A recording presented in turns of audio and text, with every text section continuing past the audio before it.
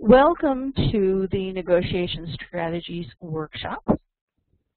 You can find the handouts for this workshop in the in the workshop calendar, or you can always go to the library and look for the online workshop folder, which is actually the first folder in the directory, and then just look down for this workshop, Negotiating Strategies, and you'll find the handouts, which are the slides, and then there's some additional handouts with regarding to negotiating, but just want everybody to be aware of that.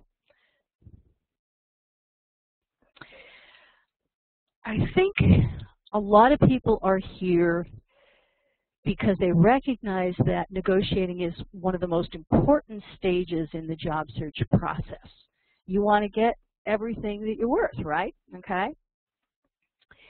And people can be a little bit leery about negotiating because you don't get an awful lot of practice in doing it, okay?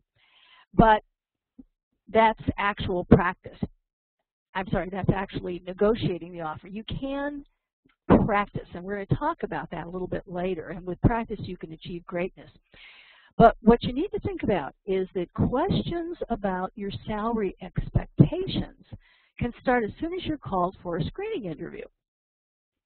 And there are so many different, tips and strategies that I have to share with you on this subject. But first of all, let's look at the objectives for this session so that we're clear about, what we're going to try to get across. And I guess if I had one important thing that I would like you to take away, it's that you need to delay any discussion of salary for as long as possible.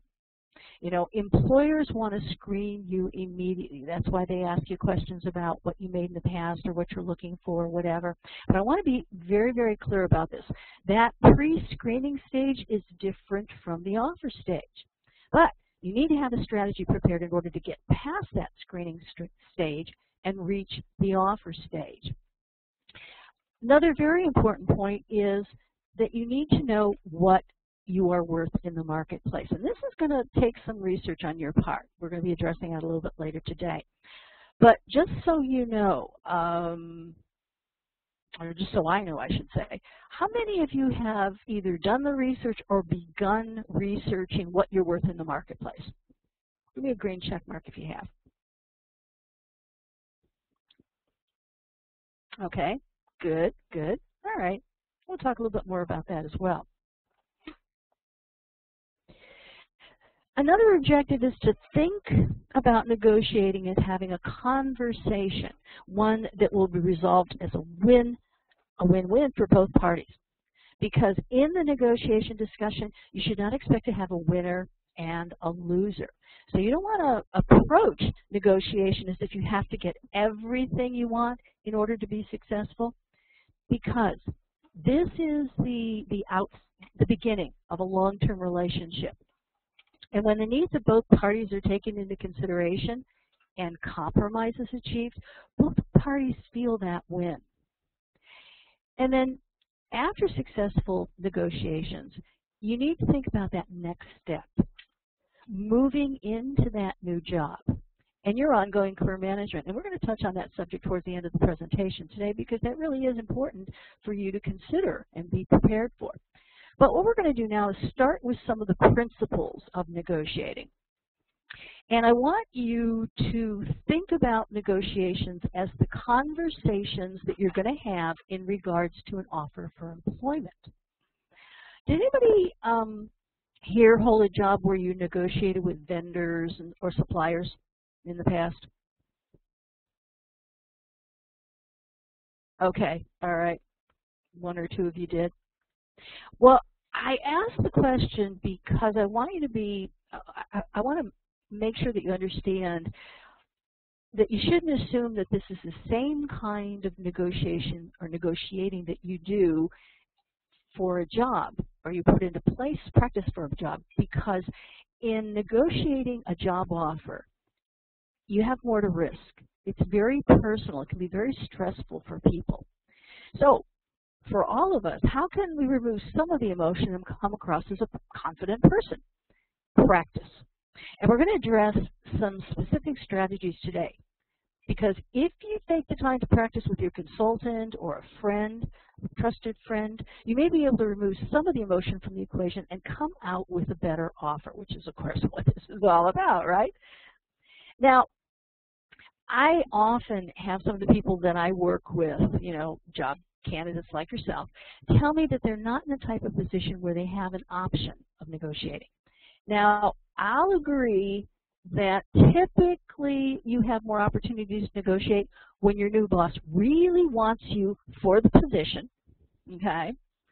Or if there are no other candidates for that position, or it's been open for a very long time, they're having a hard time finding people. And of course, people in upper level positions that have an impact on company earnings may have a better bargaining position. However, the key point here is everybody can negotiate. This is a very important concept. Everybody can negotiate. And those people who say that they can't, maybe they don't want to try because they feel uncomfortable. You know, it's outside of their comfort zone. But I want you to realize that just like a lot of other behaviors, a lot of the other skills that you have to stretch to do competently, confidently in the job search, negotiating is a learned behavior. You can learn how to negotiate, you can improve with practice, and you might be asking yourself at this point, okay, Sandra keeps saying, oh, practice, practice, practice. Well, how can I practice? There are different ways.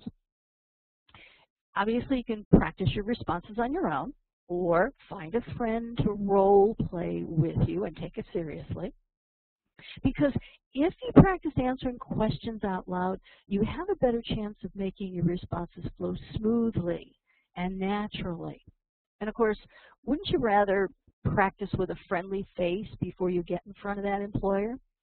And if you have that confidence, that smoothness that comes from practice, the employer will interpret that comfort level as confidence and accept that you have something to offer and you expect to be compensated for it, okay? Learning how to negotiate and establishing a strategy is really key to your success. Now, for those of you who've not been in a job search for a while or negotiated a new job recently, it might not be clear to you, but salary is not the only item that is discussed and reviewed during the negotiations conversation.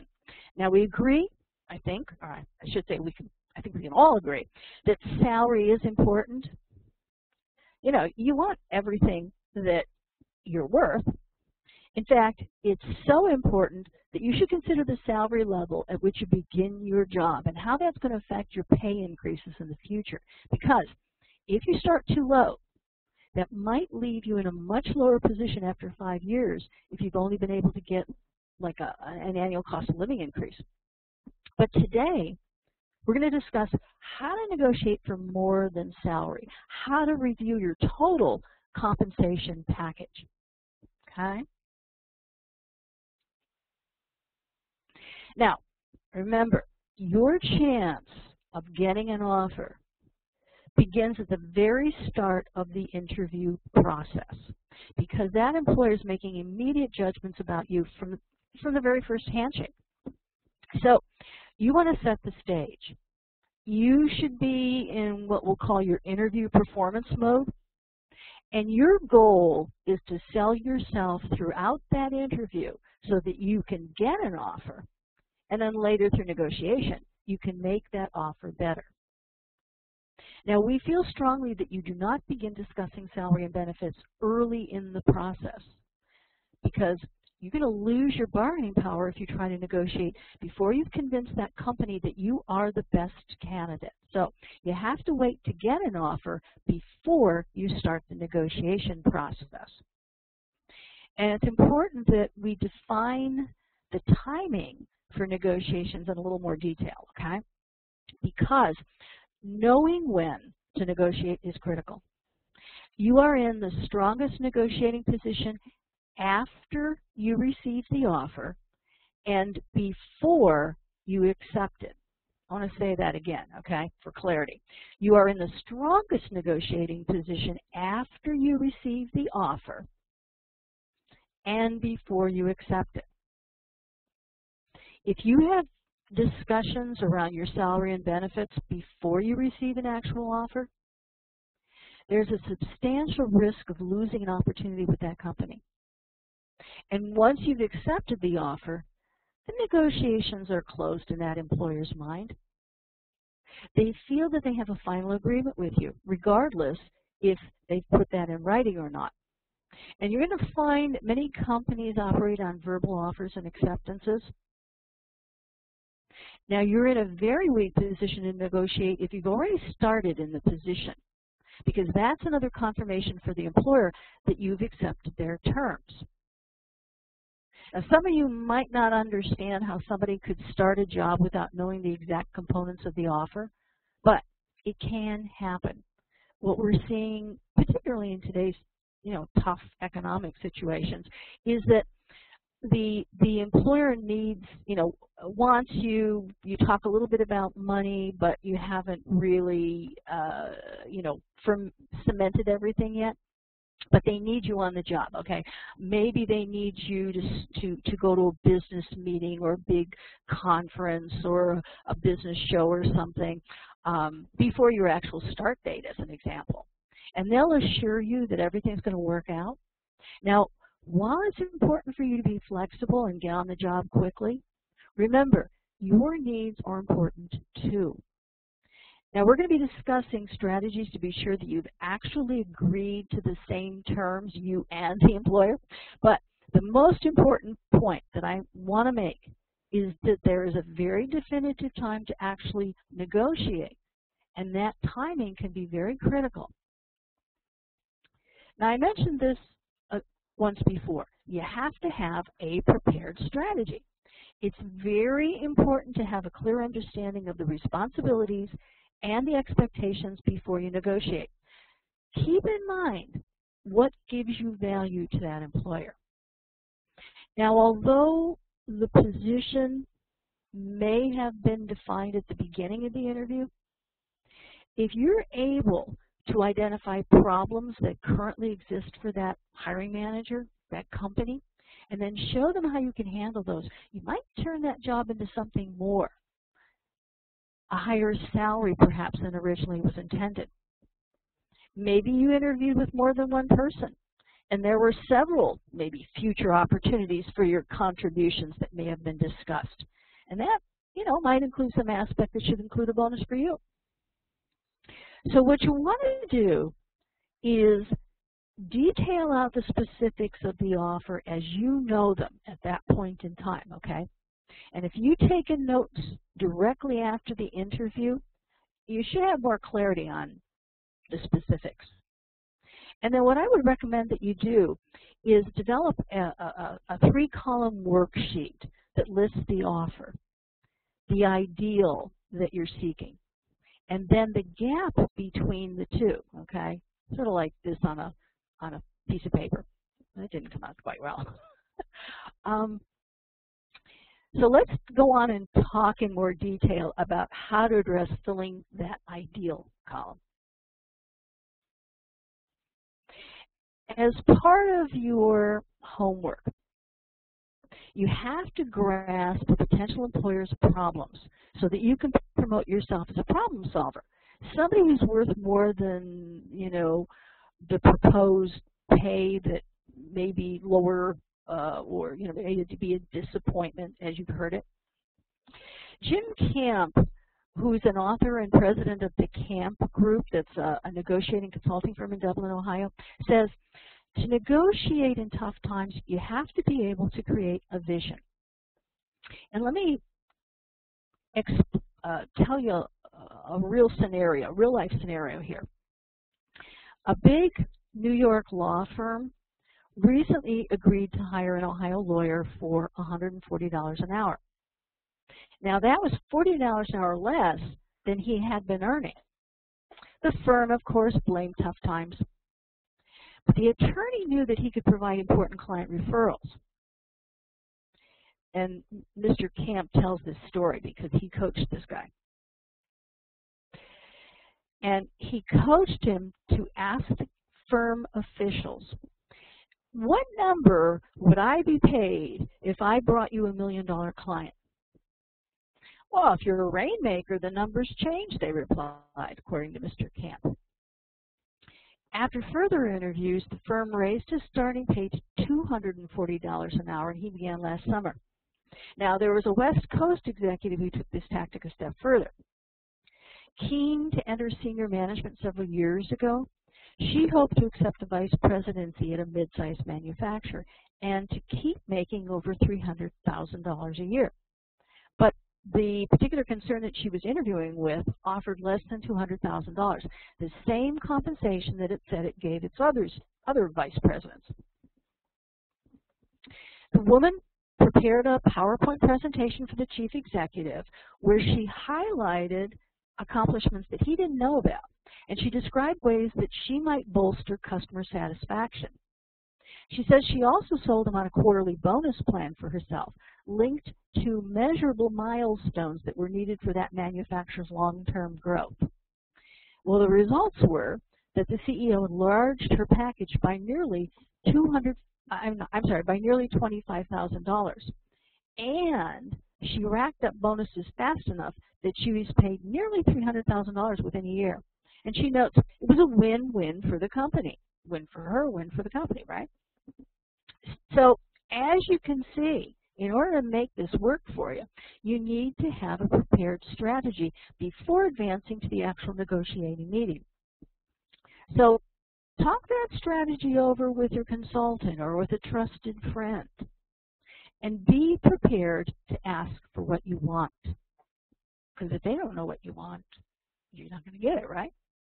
But let's now talk about the actual meeting. First, of course, you want to thank them for the offer. Even if that offer is low, stay positive, because you're the one that they chose. You're the one that they want. And then tell them you want to confirm what that offer included. And you want to restate your agreements to check understanding. Now, you don't want to waste the employer's negotiating goodwill on items that are already included. So then, begin your discussion with the important issues first, the ones that are important to you, because the employer might decide to draw the line after giving in on a few issues. You want to start with salary first, and then move on to those perks. And regarding the total compensation package, are you clear about the stated policy versus the actual practice? In other words, ask them, you know, what's the typical bonus that's been paid, rather than knowing just the potential, because they'll lure you with the pie in the sky. Oh, well, you know, you have the potential to make 150% over the base. Yeah, but what historically, what realistically have people been paid? Now, if you'd like a substantial increase over the initial offer, you're going to need to prepare and use examples of your accomplishments that prove your value, not merely your experience. And although we really don't like this, we got to get past the fact that what we made in the past should not be a factor. You know, make it clear that you're worth more to them, not that you need more. Don't emphasize the things that the employer does not value. And use those horror stories. Depending on what your range is, it might benefit you to break down the additional request that you're asking for in smaller increments. Okay, instead of saying, you know, I'd like $11,000 more, okay, break it down, maybe monthly, maybe so much per week, so much per week. You know, obviously they can do the math too, but when you break it down into increments, it's a whole lot easier to swallow. Now, once you've agreed on salary, bonuses, and commissions, then you can move on to benefits and perks. And it's those perks, those perquisites, that bring that offer closer to the figure that you had in mind. So you don't want to discount the offer completely, until everything has been put on the table. And you also want to take the time to develop some alternatives for yourself if your needs are not met. Now, there's a list of perks that you can find in the folder called Negotiating. Is there a folder called Negotiating? Let me think about this. It's actually in the content page. Go find the content page under Secure the Opportunity. And there's a handout there on perks and benefits. And review that, because a lot of times people aren't really aware of everything that falls under that category. And then the ones that are really, really important to them, to you, I should say, ask the person that you're negotiating with to consider some of those items that are really meaningful to you. The other thing that you want to do is ask them outright. Don't assume that they've brought everything out on the table that's available for your level of position. You need to ask, point blank, are there more benefits that have not been revealed yet that go along with this level of position or with this type of position? You want to be firm in areas that are critical to you. And if you don't sense any movement on their part, stop the discussion and let them know that you need to think about it. Please be aware that it is acceptable to discuss, to negotiate the money issues during an extended meeting. Remember, all the time that you are in the negotiating phase here, you need to sell your ambition and your potential, what you can do for them, okay? So be assertive, but don't be aggressive. Ask them, well, would you consider, and then lay out what you want. And if you don't come to a complete agreement, discuss the next steps. Thank them for their interest, reconfirm your continuing interest, and suggest a time to speak again, okay? You have to have a firm plan about when you're going to continue this conversation about negotiation, about negotiating the offer. You suggest a day, a time.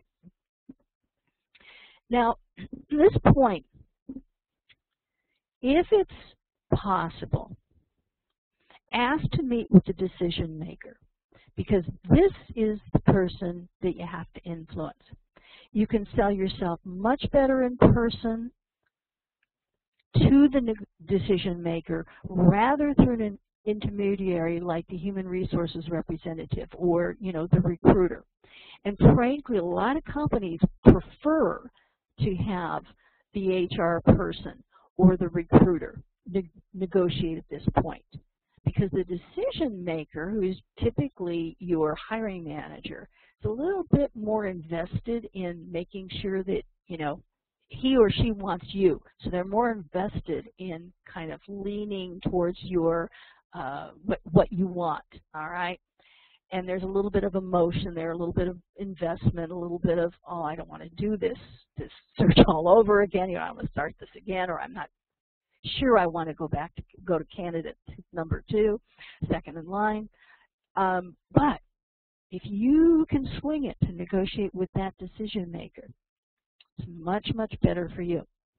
Now, also know that it's not always possible, but try to negotiate in person, not over the phone, because it's much easier, for instance, to read the body language of the other individual and understand the impact of your words in person. So those are a couple of tips that, try to get that to work in your favor.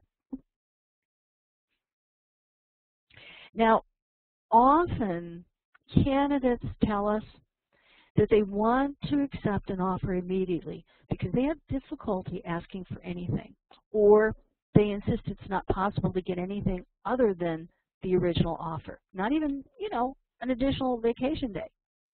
But all that they can say is, if you don't ask, you'll never know. And during negotiation, remember, you should be making requests, not demands. Think about what we said about it's got to be a win-win for you, a win for them, right? Give that employer some room to maneuver. You shouldn't be unreasonable. You need to ask with the best of intentions and in the right tone of voice, and you should expect that they're going to give it consideration. But if you know that you have difficulty being assertive, it's so critical that you practice what you want to say, that you come prepared to this meeting. Now, companies can be pretty insistent up front that this is their final offer. Maybe they're locked into a particular pay range. But think about this. If they made you an offer, they've determined that you're the right fit, that you can do the job, and hopefully you're willing to do that job under their terms. You know, they want to be finished with this selection process. They want to hire you to get on with the job so that they can get on with their job, right? So if there's a threat that they may have to continue to search for and interview candidates, it may well be worth it for them to listen and consider your request. And you need to feel and show confidence because you're in a position of strength, okay? It's changing your mindset, which will help you with your confidence. They have to lure you out of the job search, which is a very positive kind of mindset, not out of your being unemployed, okay? Think about that. Luring you out of the job search, which has a lot of potential, prospective potential. Your approach to negotiation should be realistic. You know, that'd be nice, but you can't expect the perfect package to be dropped into your lap. And as I mentioned, when we talked about developing your strategy, know what is important to you and also know where you can compromise. You got to know when and how to say yes. Ultimately, you want to say yes and get those key things that you really want and need, okay, want, I should say, but you want to make them feel good about hiring you, not that you've done them to death about all the little details. And I also hope you don't accept defeat from the beginning and decide not to negotiate. I don't think that's the case because most people who come to this, who, you know, this is something that you can select to attend the negotiating strategy. So most people come here because they want to figure out how can I negotiate effectively. So in the negotiating meeting, or maybe it's more than one meeting, is the time to get what you're worth. So map out your goals. Be sure in advance that you've determined your marketplace value and that you appreciate the limitations and the requirements of that employer. Of course, if it's a great offer, if it's one that, you know, you kind of have to sit on your hands and stifle your initial response, which is, oh my God, I had no idea they'd pay me this, you may feel that you don't have to negotiate, although they probably expect you to ask for something. Remember, you're on the verge of a long-term relationship and you feel like a winner. And if you do, they will too. Also, remember I said that a lot of companies operate on verbal offers and acceptances. But at the end here, before you start the job, at the end of that final negotiating meeting, you need to ask for that agreement in writing. Because too often we hear, you know, new employees starting the job had a different idea about their pay rate or additional vacation time or some added benefit. And at that point, they have little recourse. And let's get real. How many times do managers change, okay? And, you know, you start working for somebody that you negotiated with, and unfortunately that person goes someplace else, moves to another department, leaves the company, whatever. And if you had a gentleman's agreement, forget it with the new manager. You know, they might not, or HR might not adhere to it. So, but if you have it in writing, you're more likely to get it. Let me ask you to respond to this. Have you been in an interview and maybe in the first like 5 to 10 minutes, they ask you a question about your salary expectations? Oh, what are you looking for? Some kind of thing like that. Anybody? Okay, a couple of you. Oh yeah, all right. Now those green check marks are coming in. Okay. Well, that should alert you that they're screening you. And you simply need to avoid discussing the salary issue during those initial conversations in the interview. Screening interview as an example, that screening phone call, very beginning of the face-to-face interview. What you need to be able to do is move that employer into what's known as the judge it stage. So that employer knows what you're capable of bringing to the organization. Now, deferring this conversation about what you're looking for or whatever is not going to be easy. So you need to be prepared in advance. You need to show your confidence. And based on your personality and your communication style, some of the suggestions that I'm going to share with you now may be something that you feel that you can say with confidence. And this is deferring, answering, or disclosing your salary or what your salary expectations early in the interviewing process is difficult for a lot of people. But in order to position yourself positively so that when you get an offer, you have somewhere to negotiate, you've got to be able to do this, okay? You need to be prepared and show confidence. And on the screen right now is an example, or a couple of examples, I should say, to help you to defer that conversation. You might say, well, we haven't talked about the job responsibilities yet, so can we table this conversation for right now? Or can we discuss some of the job responsibilities first, and I'm sure we can come to a salary agreement when the time comes. Then be silent and wait for their reaction. Another alternative is to say, you know, I'm really interested in discussing how my skills fit into this position and how I can contribute to your organization. Salary is important to me, but it's not the major consideration. I'm sure you offer a competitive salary. What are they going to say? Oh, no, we don't. And we can agree on a fair salary if you decide I'm the right person for the job. So can you share my role on this team? So you're deferring answering the question that they threw out there. You know, what are your salary expectations?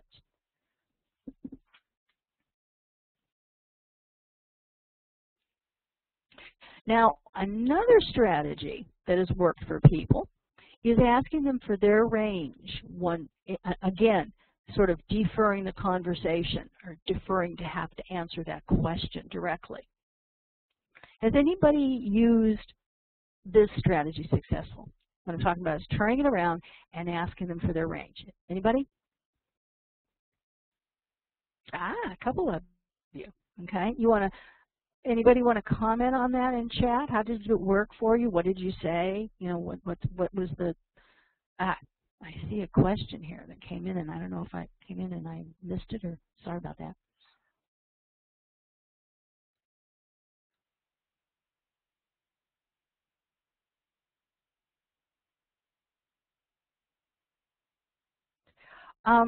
Yolanda, you sent that question to me in private. Do you want me to answer that now, or do you want me to wait until the end of the session? Because I think you were here when I mentioned that we're recording. Oops. Is that a yes or a no?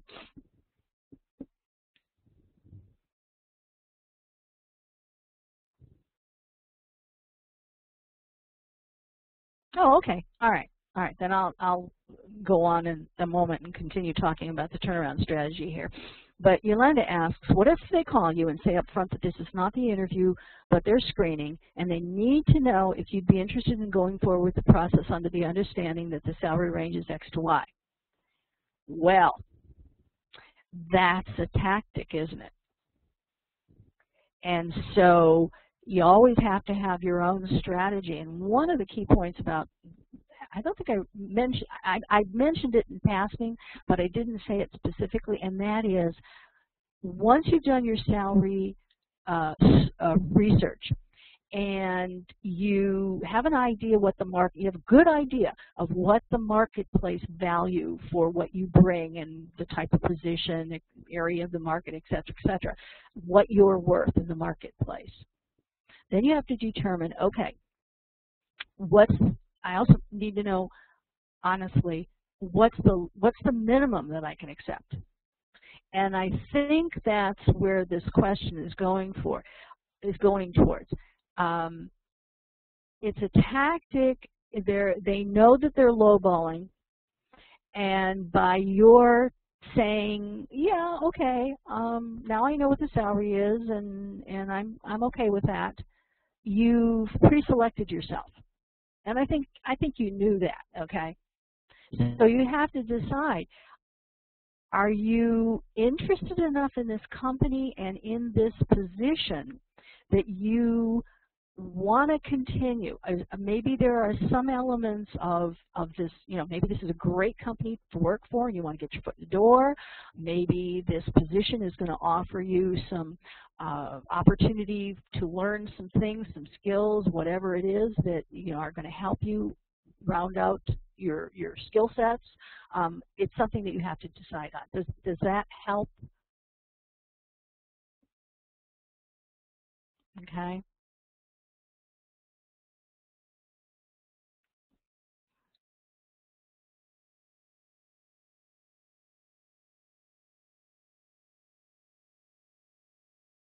Okay.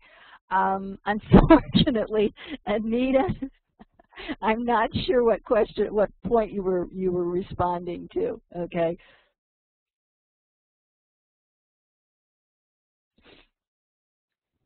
I kind of wait for you to comment back. Is there anything you wanted to ask? Oh, okay. Oh, okay. So what you're saying is that you have in fact asked for their range.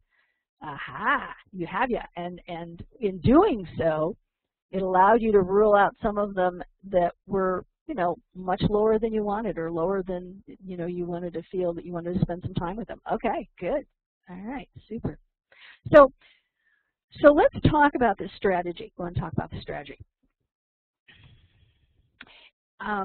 If you haven't tried this, it's called the turnaround strategy, and you found that you were unsuccessful with postponing the conversation about salary, this is about not responding directly to a question about your salary history, what you've made in the past, what you're looking for, expectations. What you're doing is you're putting the ball back in their court, and you're asking what the salary range is for the job. So a line like this might work for you, but once again, use any of these examples that you would feel confident saying. Well, what has been budgeted for the position?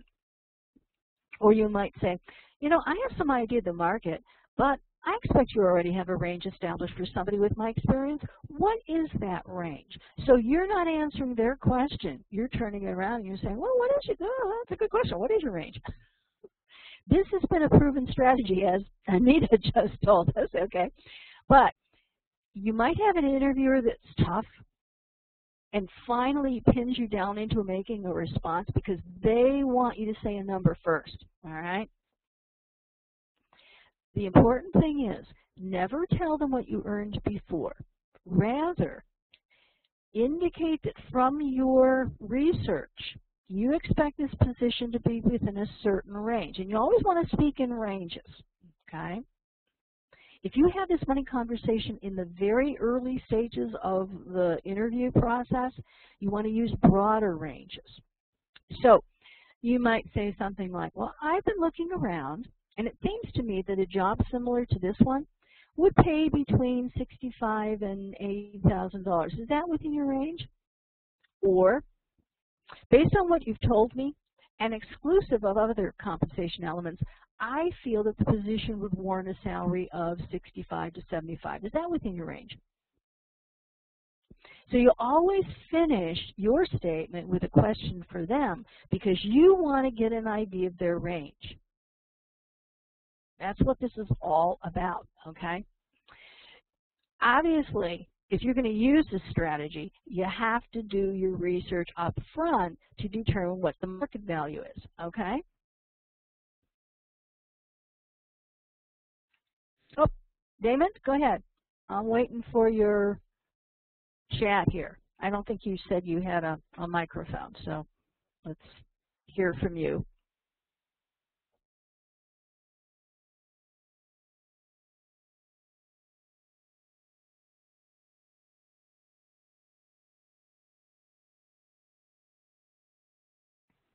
Oh, I'm sorry. Okay, I just passed you the mic, and you might have to hold down the control key for the entire time you're talking. Go ahead. I was actually on a phone call when we were doing the mic check first. I've had that same situation where they asked me about the range from 65 to 85. When they asked me about a range, and I give the price of 65 to 85K a year, and the next question from them was, you know, that's a big range, it's too broad. But the interview it wasn't a starter interview. It was more of a HR person contacted me to tell me about they're looking at my resume, but they weren't. From my feeling of it, they didn't feel like that range was good enough, or I was outranged because of the big margin of dollar signs. So what should I do next if that's the case? I think I'd use the turnaround phrase. Well, what is your range for the position? Because if you've given them a range, but I think at that point in time, once they asked me about a range, and I said, well, what's your average range? They didn't really give it an answer. But at that time, it was more of a point of I just had to throw out a number, and I was kind of like forced in the situation to throw out a number, and that's the number I threw out. And it seemed to me that that number was too big for them, or it was the range was too broad. But my second part of the question is that when I was in IT, because I'm in IT field, I was making above that range that I'd given them, so I was taking a pay cut anyway. I would be taking a pay cut, but in their eyes, I'm not sure how low they would go in that range that I've given them before I would take a pay cut. So, what's your question, Damon? I'm not clear what your specific question is. If you turn the question around and say, well, what is your range, and that doesn't work, and they force you to give you a range, and I've done the market research to say this is the range I should be in, how do I know? How do I know that when it's going to? How should I know that they're going to try to lowball me anyway for the range? Okay, we're going to be actually talking about the next slide or two. We're going to be talking about that. So if I don't answer, if that doesn't answer your question or give you a solution, bring this up again. Okay.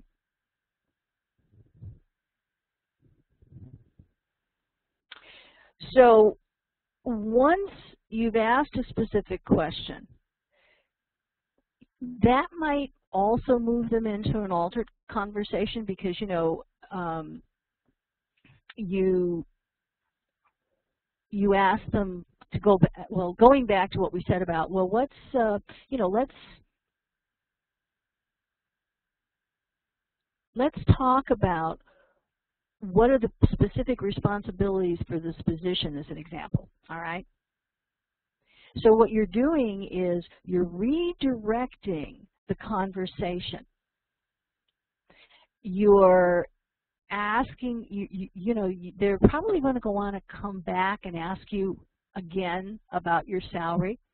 But if you can successfully get them talking and going off in a different direction, it does two things for yourself. It buys some time, obviously, but in biding the time, you're finding out more from them about this position and what are the critical things that need to be done and what are the problems that need to be addressed, because then you can start bringing out those PAR stories and help move them into understanding that you're the answer to their problems.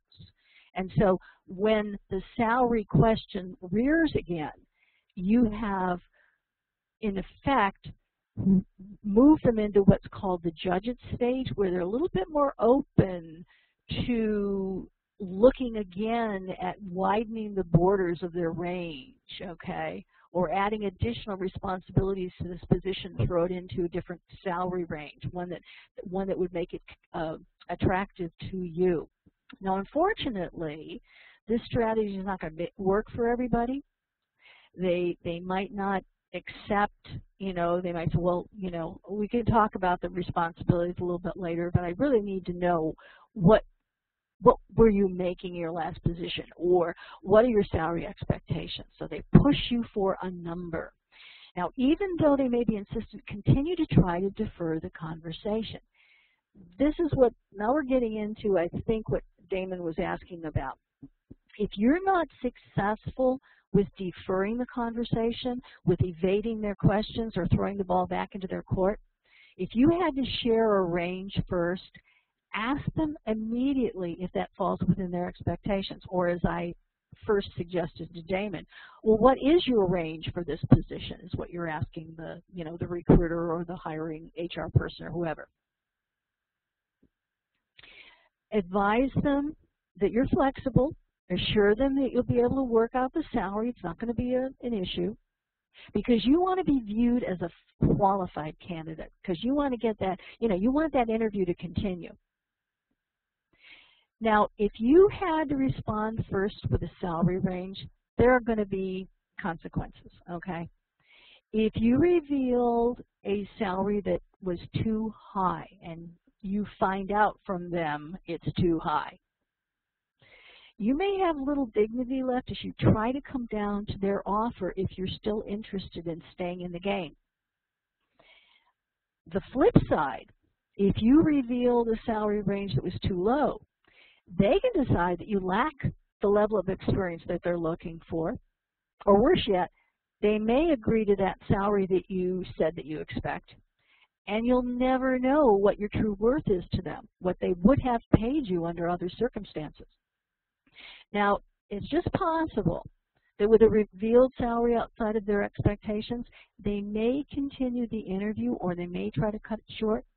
So if you're still interested because that opportunity sounds interesting, if you want to know more before you reject them outright, try to convince them of that you want to stay in the game. You want to, you want to continue to be considered.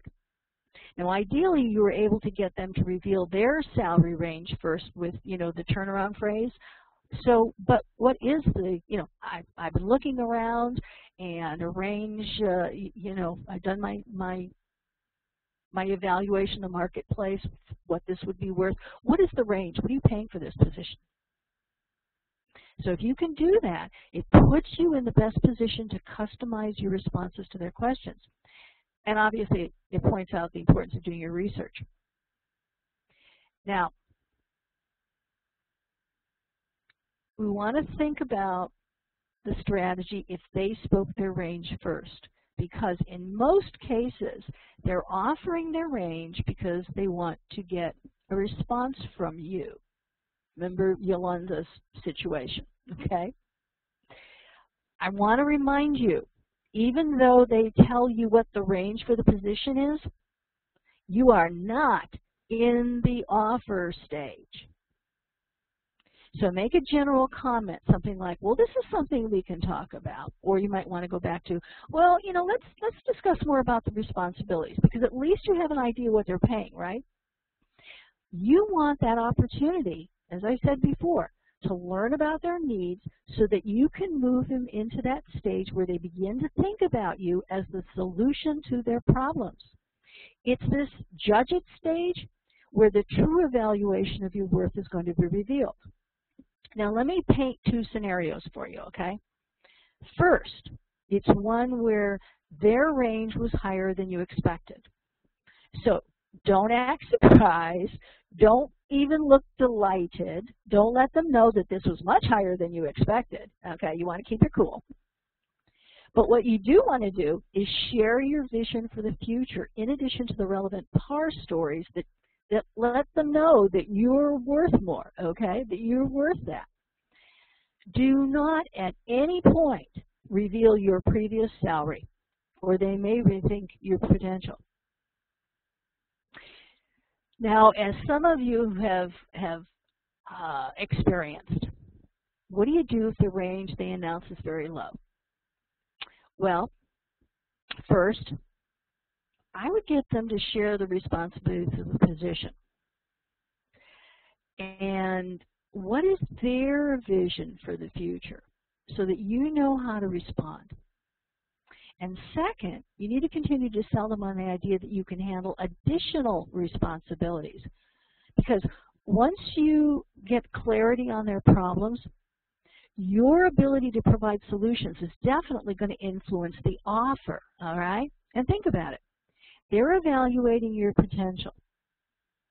They may decide on their own that you can handle additional responsibilities, and as I said before, you know, expand, add additional responsibilities, expand the scope of that position, maybe change the title, move it into a different expanded salary range so that they can offer you more, or simply offer you another position that is more closer to what your potential is.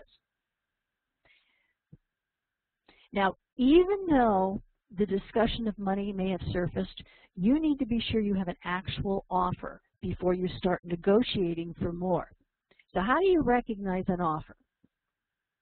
An offer consists of three things: a stated job title, a start date, and an initial offer of financial compensation.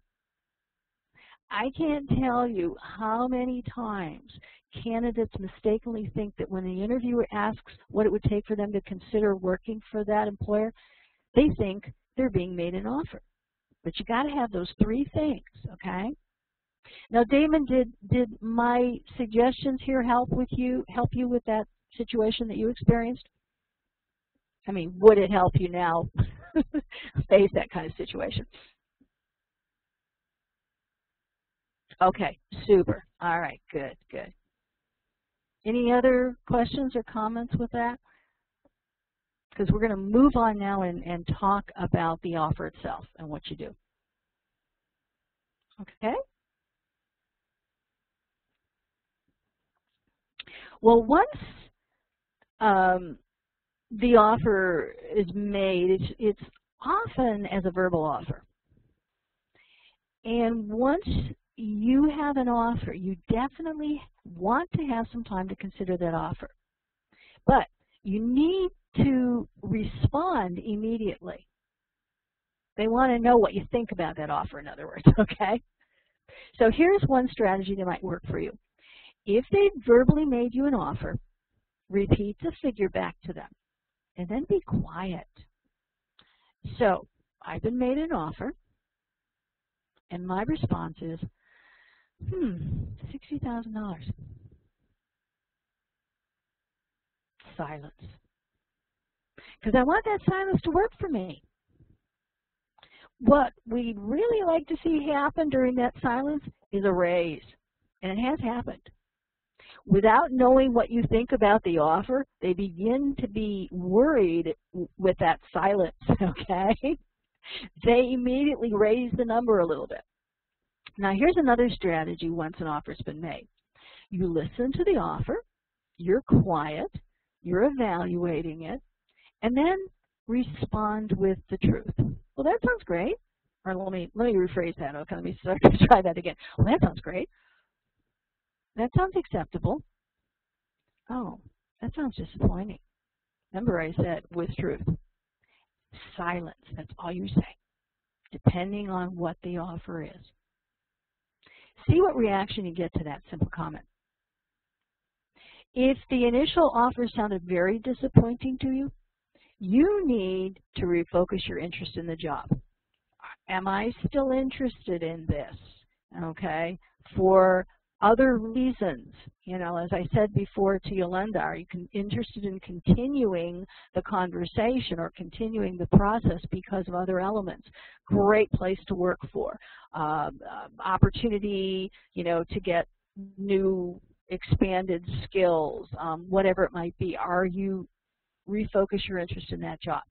And then put out a statement that you can both agree on.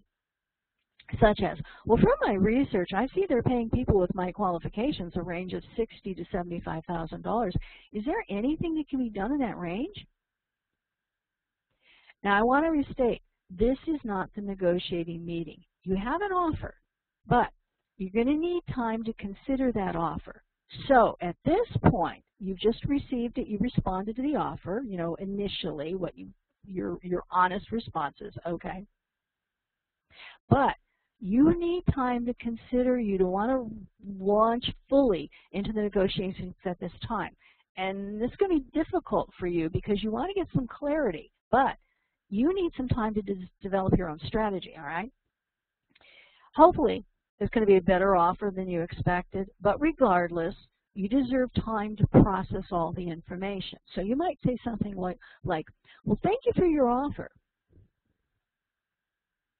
Since I want to be sure I'm making the right decision for both you and me, I'd like to take some time to consider the offer. Is it all right if I get back to you by next, okay, today's Thursday, by next Wednesday? In the meantime, I'll give you a call if I have any more questions. Thank you for your time and considerations. Now notice I picked about 6 days, less than a week. There's no hard and fast rule for how much time you take. It's going to depend on the situation. You have to be the judge of that. If they ask for your response immediately and that's not feasible for you, be diplomatic in telling them the reason why you cannot respond that quickly. But be aware, if there's an equally qualified finalist candidate, they may think that you're not as enthusiastic about this opportunity, about coming to work for them, as they thought if you asked for too much time, all right? But you need to think about it. You need to consider your strategy. You want to go home. You want to talk to your, your significant other or your family or your consultant or somebody that you trust before you jump at it.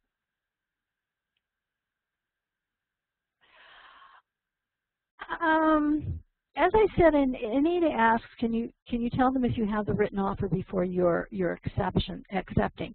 But you see, the written offer is the final points, the final acceptance points that the two of you have worked out. Sometimes they'll submit to you a written offer, which then you can talk about, and that's fine. But really, just asking them for some time to go home and think about it is understandable and acceptable. I think that's what we're trying to get the point across here, that you don't have to say, oh, okay, or start immediately negotiating when you have an offer to consider and you need some time. That's all. Now, before you leave this initial meeting, you want to be sure you have complete understanding of the offer. So you might want to jot down the particular points. Or, as I said before, they might give you something to take home in writing.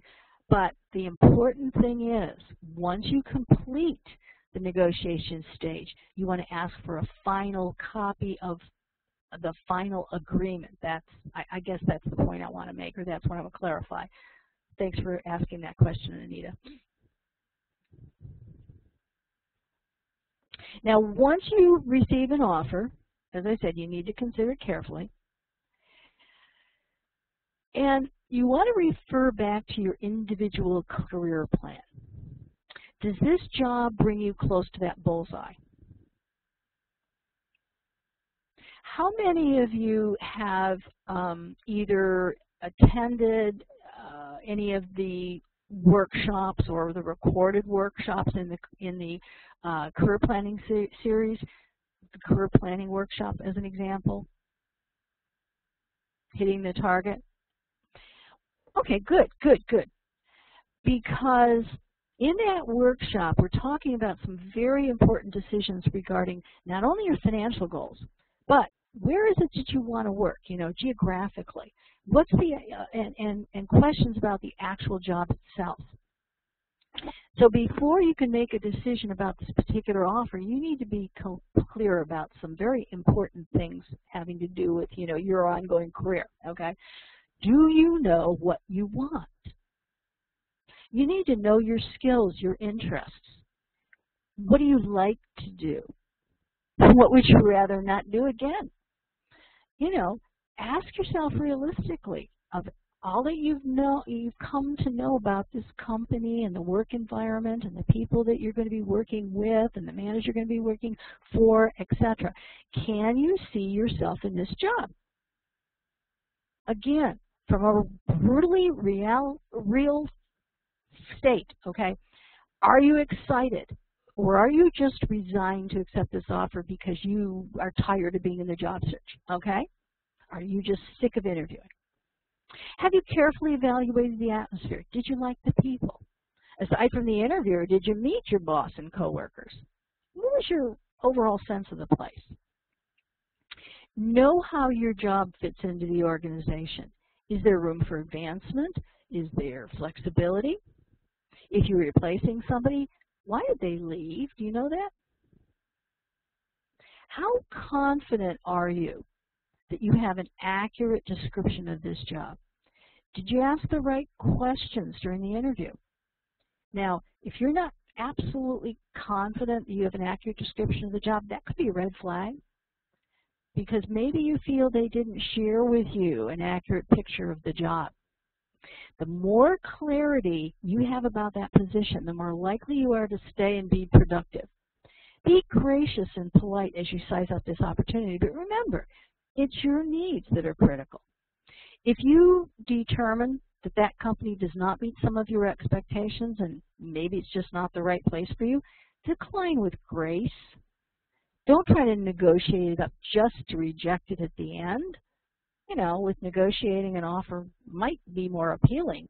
But as I said before, you know, can you see yourself working at that company? And if you can, let them know you need to seek out other opportunities.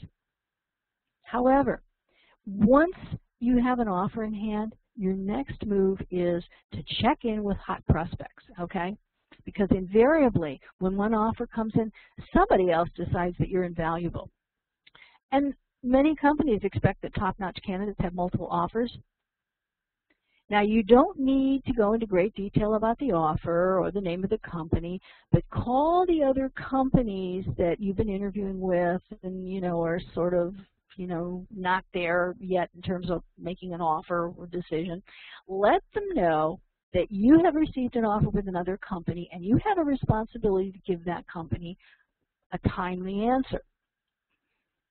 Companies will often negotiate quickly if they know you have other job offers pending, okay?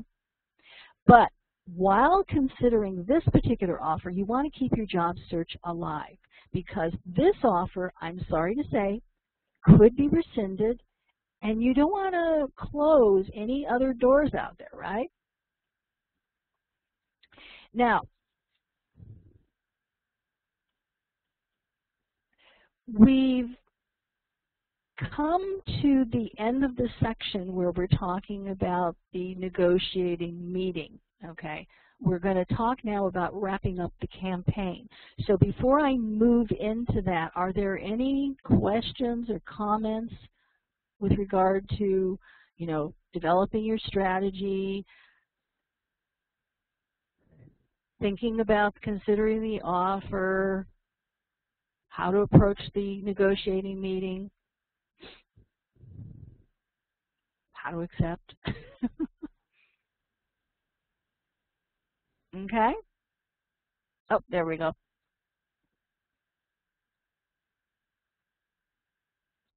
Ooh, okay. A friend had an offer rescinded while she negotiated. How to avoid that?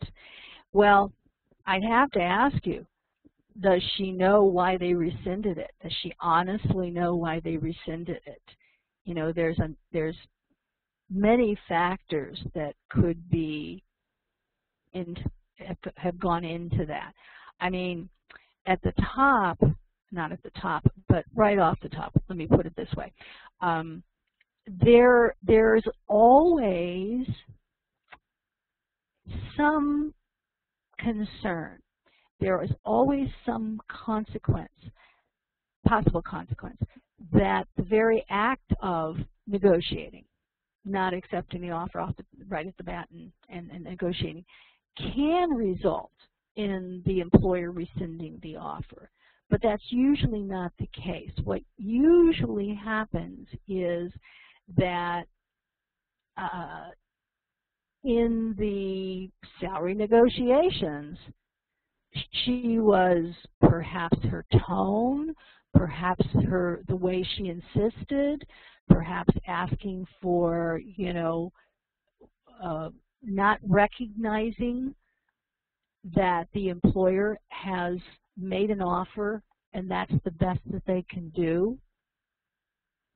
That's why I'm saying there's a number of factors.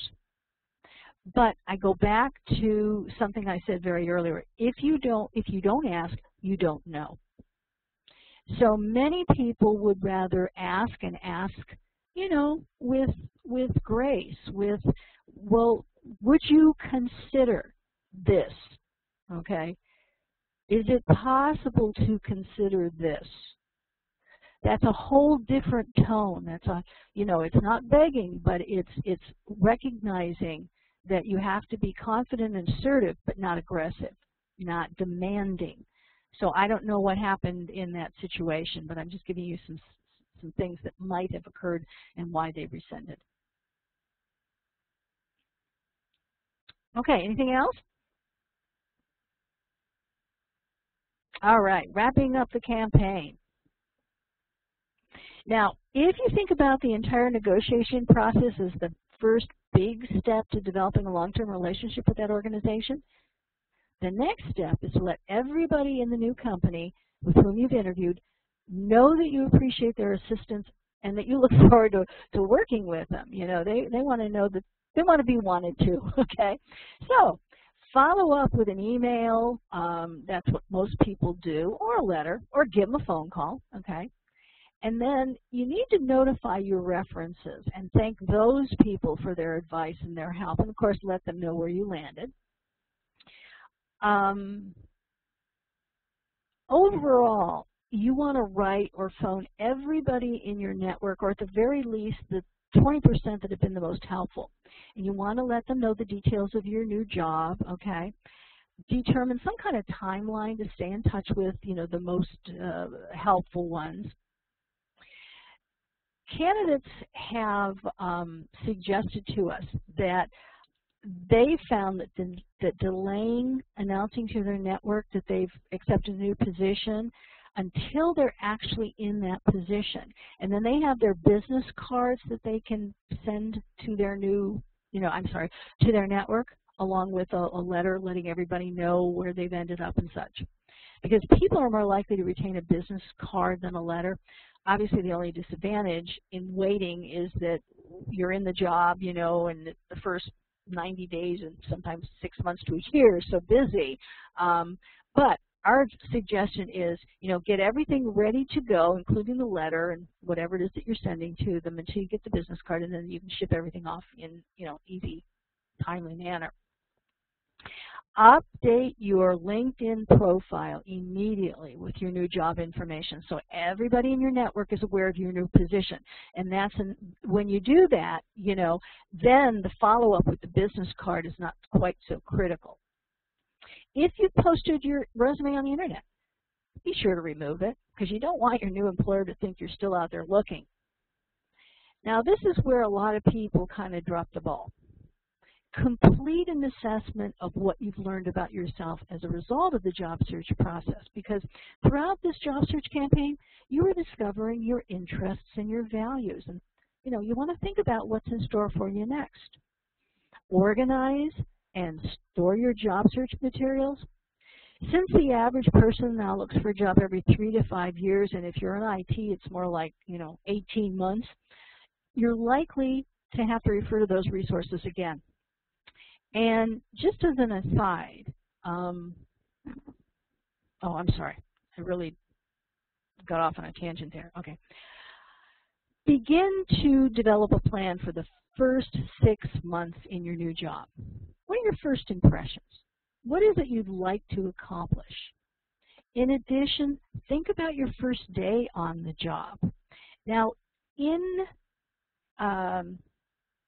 the library, or simply in the content pages under the Secure the Opportunity, the last item, the last content page is about transitioning to the new job, and there's some very good some very good information and some good materials there on developing an action plan for being successful in the new job, and some pointers and some things, some alerts to be aware of, how some new managers have not been successful because they want to change everything when they first come in, how caution is and you know, biding your time is a little bit more